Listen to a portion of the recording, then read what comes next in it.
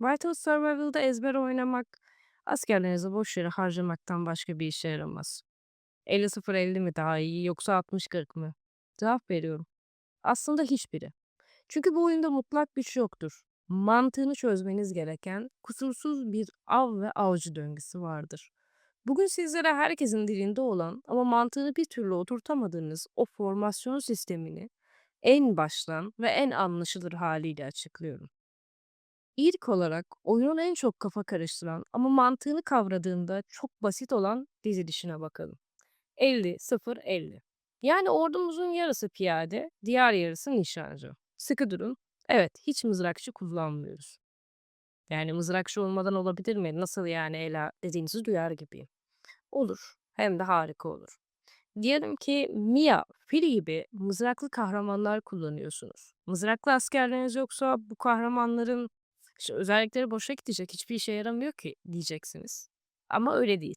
Oyunun iyisi burada. Yani bu kahramanların yetenekleri evrensel. Özel silah donanımları. Mia'nın ve Fili'nin yetenekleri sadece mızraklılara değil. Aslında sizin tüm askerlerinize etki ediyor. Ve burada aldığınız hasar ya da savunma bonusları bu şekilde. Gelin sizinle basitçe Mia'nın yeteneklerini inceleyelim. İlk yeteneği diyor ki, düşmanın aldığı hasarı %50 arttırır. Birlik saldırıları %50 olasılıkla düşmana lanetler ve aldıkları hasarı %50 arttırır. Bu demektir ki biz 50-50'lik bir şans oranıyla %50 daha fazla hasar vurabiliyoruz. İkinci yeteneğinde ise şunu söylüyor. Mia, birliklere iyi şans getirir ve birlik saldırısını %50 oranında arttırmak için %50 şans verir. Yine 50-50 şanslarından üstün çıkarsak %50 daha hasar artışı alıyoruz. Gelelim son yeteneğine. Mia savaştan önce olası tehlikeleri sezerek %40 ihtimalle tüm birliklerin aldığı hasarı %50 azaltır. Yani bu kahraman mızrakçılar olmasa da bize 50-50 şanslarından üste çıkarsak çok fazla buff veriyor. Aynı zamanda Mia'nın özel silahına gidersek diyor ki eğer artı 10 levele sahipsek örnek verelim. İşin narratif kısmına geçersek diyor ki Mia tüm değişken yeteneklerin üst ve alt sınırını %150 arttırır. Diğer yeteneğinde de şunu söylüyor. Mia diyor, saldırı yapacak en uygun anı hisseder ve seferberlik birliklerinin saldırısını %15 arttırır. Bu yetenekler zaten bizim savaş sırasında nişancılarımızın ve daha fazla hasar vurmasını sağlıyor. Aynı zamanda onların %150 yeteneklerinin üst ve alt sınırlarını bonusluyor. Baktığınızda bize fazladan bonus veriyor. Mızrakçı kullanmadan biz Mia'nın tetiklenmeleriyle birlikte 50-0-50 formasyonunda daha fazla hasar verebiliyoruz. Ayrıca şunu da önemli bir özetini geçeyim. Eğer rakibiniz 60-40 bir şekilde herhangi bir yeri savunuyorsa 50-0-50 ile ona saldırdığınızda tam anlamıyla defansını çökertirsiniz. Rakip akıllanıp 50-0-50 ile savunma yapıyorsa ise 50-20-30 ile saldırıp yine onu yenebilirsiniz.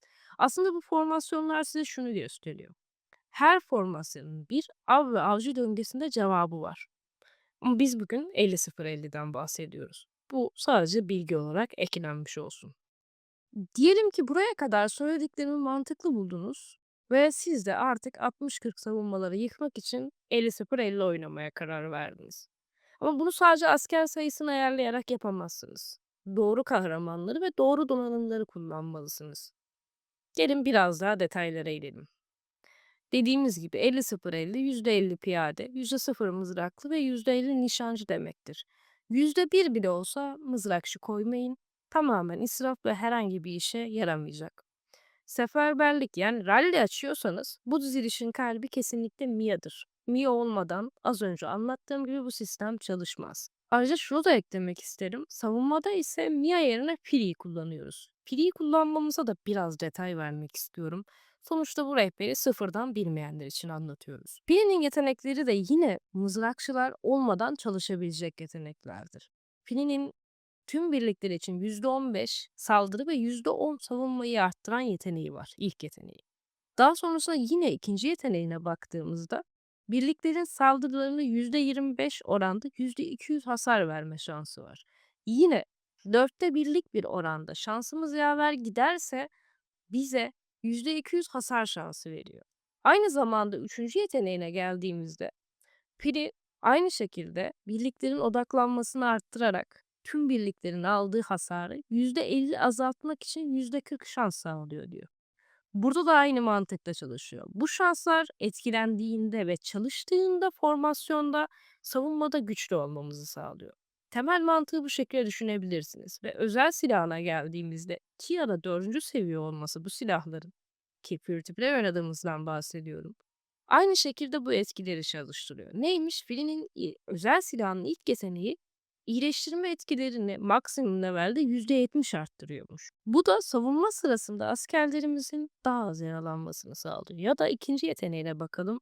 İlk yardım ve bakım teknikleri öğrenerek birliklerin sağlığını %15 arttırıyor. Gördüğünüz gibi bu yetenekler savunmada daha çok işimize yarıyor. 50-0-50 formasyonunda. Bu mantıkta düşünebilirsiniz. Gelelim devamına. Kahramanlar dışında aslında bu formasyonun temelinde ne yapmak? Eğer 50-0-50 gitmeye ve free to play oyuncu olarak karar verdiyseniz, şef donanımlarında mızrakçıların en üst donanımlarımızı görmezden gelmeye başlayacağız. Neden? Çünkü bizim için önemli olanlar piyade ve aynı şekilde nişancı donanımları. Özellikle nişancıya burada daha fazla öncelik verebilirsiniz. Nişancı tılsımları ya da aynı şekilde piyade sağlığı tılsımlarından daha çok nişancının hasarını arttırabilirsiniz. Buradaki eksiği biz kahraman donanımlarını da kapatmaya çalışacağız. O yüzden sistemin temel mantığı olarak yapmanız gereken şey nişancıların tılsımlarını ve aynı zamanda ekipmanlarını yükseltmek. Daha sonrasında gelelim kahramanlar kısmına. Şef donanımlarında nişancıya ağırlık verdiğimiz için burada piyade saldırıyla açığı kapatmak istiyoruz. Yani piyadenin eldivenini direkt 100. seviyeye getirin. Daha sonrasında bu piyadenin yeteneklerini, kemerini ilk 60'ını alacak şekilde. Ayrıca özellikle şunu belirtmek istiyorum. Yapılması zor ama burada yapmanız gereken şu olacak. Kırmızı seviyeye geldiğinizde eldivende +20'yi alıp kemerde de +60'a gitmeniz gerekiyor. Çünkü piyadelerimiz olmadan nişancılarımız temelde çöküyor. Bu planda piyadenin sağlığı bizim için gerçekten önemli. Ön hatta ne kadar fazla hayatta kalırsa nişancılar öldürücülükleriyle birlikte daha fazla hasar verebilir. Ve nişancının kahraman donanımlarına geldiğimizde ise buradaki temel mantığı ayakkabının 60'ını alıp aynı şekilde gözlüğün de 20'sini almak olarak düşünebilirsiniz. Çünkü gözlüğün 20'si bize nişancı saldırısı verir. Ayakkabının 60'ı ise nişancı saldırısı verir. Bunları almak free to play oyuncular için gerçekten zor. Çok fazla birikim yapmanız gerekiyor. Buna göre gitmeyi doğru planlarsanız en azından yoldan şaşmazsınız ve geç de olsa güçlenmenizi alabilirsiniz.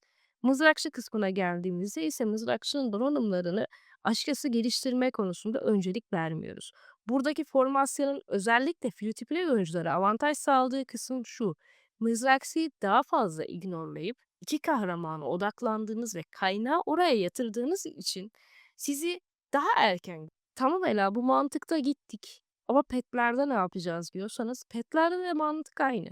Mızrakçının öldürücülüğünün 3. bonusunu almak yerine piyade sağlığıyla nişancı öldürücülüğünü sadece mor ve daha yukarısına çıkarmaya çalışacağız. Yani ikişer ikişer bu yeteneklerimizi bunlar geldikçe basacağız. Ayrıca daha detaylı bir pet rehber videosu çekmeyi zaten planlıyorum. Nasıl geliştireceğinizle ilgili ama burada mantığı anlamanızı istiyorum. Yani burada bastığınızda piyade sağlığı ve nişancı öldürücü ön planda olacak. 50-0-50'nin temel formasyon mantığı ve yapılması gereken her şey bu şekilde özetlenebilir. Sizler hangi formasyonu oynuyorsunuz ve 50-0-50 hakkında düşünceleriniz neler? Sizce de free to play oyuncular için avantajlı mı? Videoyu beğenerek kanala abone olarak bana destek olabilirsin. Soruların için Telegram grubumuza gelebilirsin, benimle sohbet edebilir ve arkadaşlardan bilgi alabilirsin. İzlediğin için teşekkür ederim. Bir sonraki videoda görüşmek üzere.